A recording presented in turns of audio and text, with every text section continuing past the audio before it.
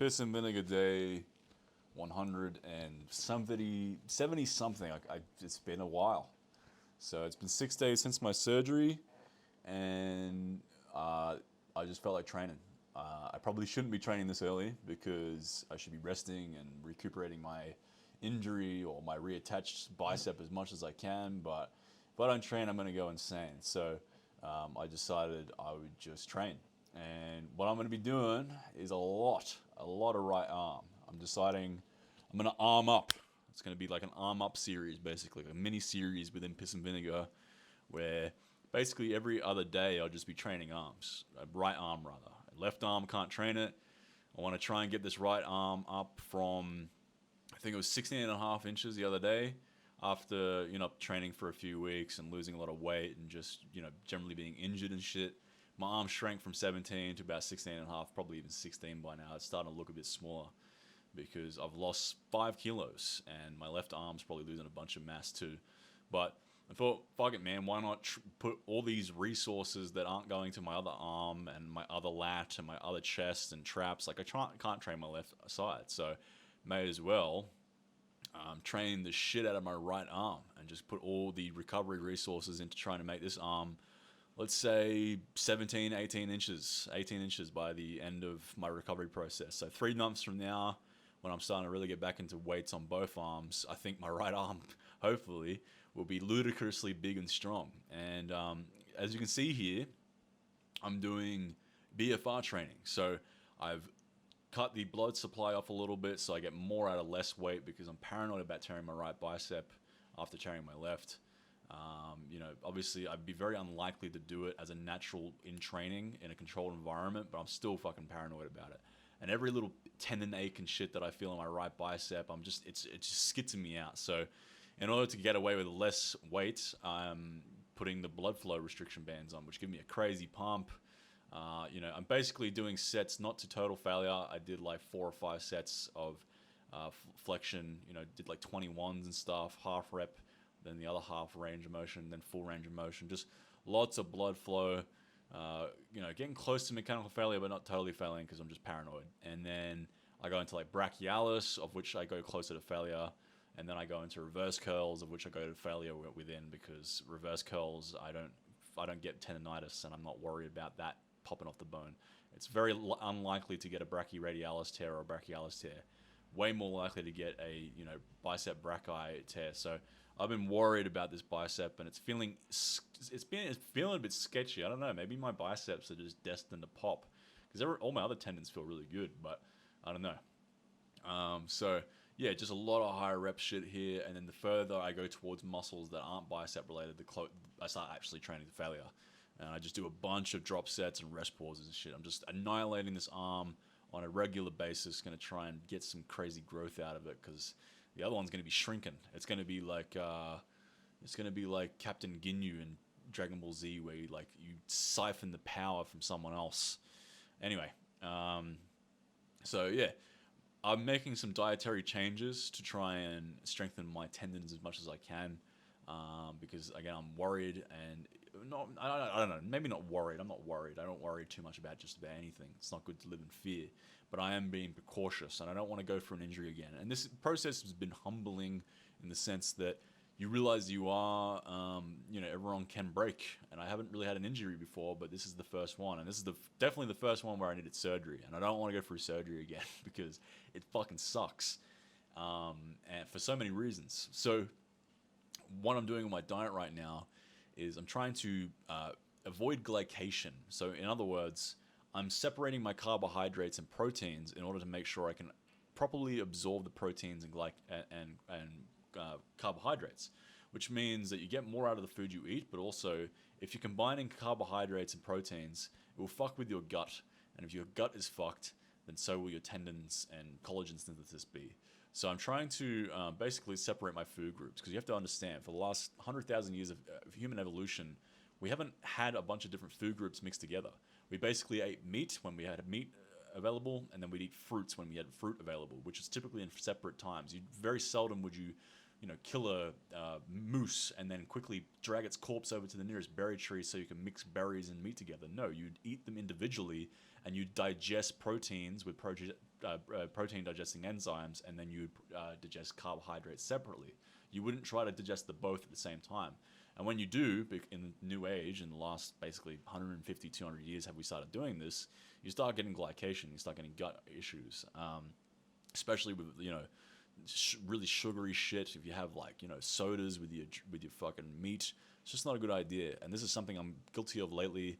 And, it may or may not have attributed to my bicep tear. Who knows? Maybe if I had less glycation and better, protein, collagen synthesis, perhaps I wouldn't have had my arm torn off by Brazilian Jiu-Jitsu. I mean, obviously in this situation, most people would have probably torn their bicep because it was just an unfortunate situation, but who knows? I just want to get my tendons as strong as possible so nothing ever out of the norm happens ever again. Unless I decide to go on gear or something, but, as a natural, you really shouldn't be tearing biceps unless you're doing like really freaky shit like Brazilian Jiu-Jitsu or sport injuries. But through weights, you really should never tear it. And that's what I'm planning to do. And that's part of how I'm going to do it, is make sure that I'm not glycating. So that's a dietary change I'm making to make sure I don't fucking pop a bicep off the bone again, because this sucks. And yeah, basically fucking Armageddon, armed up, arm destruction, training arms every few days, just to, basically build up the fucking biceps, bro.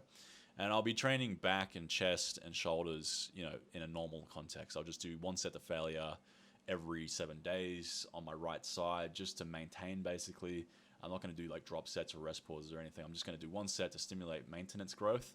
And I'm just going to be trying to put all my resources into this one arm, and then sort of into my leg training if I can. I might need to get a gym membership so I can go to the gym and use machines, because right now squats and deadlifts and shit like that are off the table. So might go to the gym and try and get the legs trained at the gym. But yeah, what else? What else is going on? Yeah. I will say, man, this is a shitty situation, but there's a silver lining to everything. And for me, this has made me more aware of my diet, my lifestyle choices, make sure I don't do anything too risky. It was kind of stupid to just do Brazilian Jiu-Jitsu in the first place. Like, what do I need BJJ for? The only reason really do BJJ is if you enjoy doing BJJ. But if you're looking to just generally build, lethal skills in martial arts and just generally be able to protect yourself and everything in between, striking will suffice, and doing a bit of MMA in general. MMA training will show you grappling and striking and kicking and the whole trifecta all in even distribution and more realistic. Whereas BJJ, it teaches you how to grapple on the ground, but if you're ever in a street fight, dude's throwing elbows, headbutting you, biting you, his mate's kicking you in the back of the head, shit doesn't fucking work. So it was just a learning curve for me. It was to understand that I should never do jiu-jitsu again, because it's just too injury prone, and I like doing too many other things to be willing to get all these fucked up injuries. It's also, made me now focus on other things. So for the next, few months, I'll be focusing on a lot of yoga, getting my mobility back. So it's something that I've neglected probably quite a bit in the last few years, because it's never been so bad with my mobility that it's given me like tremendous issues as far as like, quality of life, but it has stopped me from doing certain exercises and shit that I'd like to progress. So this is a time to reflect and, heal up, basically. It'd be interesting to see what happens with this one arm every other day experiment. I mean, the idea is that, high muscles recover within 24 to 48 hours. The central nervous system, however, doesn't. But the central nervous system, when trained in, something relatively light like biceps and triceps and stuff with higher reps, can probably recover pretty quickly. So I'm pretty confident that every 2 days I can take arms to generally take them to a decent high intensity threshold. I won't be taking biceps to failure, but obviously the rest I'll be taking to failure, and I feel like I'll be able to recover from that. And I feel like the arms will be able to get 3 times more done in a 3-month period when I can train with more frequency. Whereas if I was training my whole body, obviously I wouldn't be able to train the arms every 3 days with this much intensity. The central nervous system would recover, the muscles would recover, but the central nervous system wouldn't. So this is just kind of a cool little experiment to see what happens with my arms. I saw a video the other day of a guy who tore his biceps, who had same size arms as me. They were 17 inches. tore his biceps, or tore one bicep rather, and then 3 months later, the bicep was 14 inches. So he lost 3 inches off his arm. So if I'm anything like him, which I am in size, I imagine my left will shrink to somewhere about 14 inches, which is, not the end of the world. 14 inches isn't too bad. The average male arm is 12 inches, I think, so 14 is still not too bad. But for reference, my forearms are 14 inches. So my left bicep is going to be smaller than my right forearm probably, which will be pretty comedic. And it's going to be even more comedic because hopefully this training allows me to get even more gains on the right side. And I'm doing a bit of supination work too, because part of bicep tendonitis or any sort of tendon issues that you have is from overuse of a separate muscle. So in the case of the biceps, you have the pronator muscle, and my pronator is very overactive, whereas most people's pronators are very overactive because we use computers, so we're on our mouse all the time. So we're more actively in pronation than we are in supination. And for the last 3 years, or for 3 years up until recently, I would train pronation every single day for arm wrestling.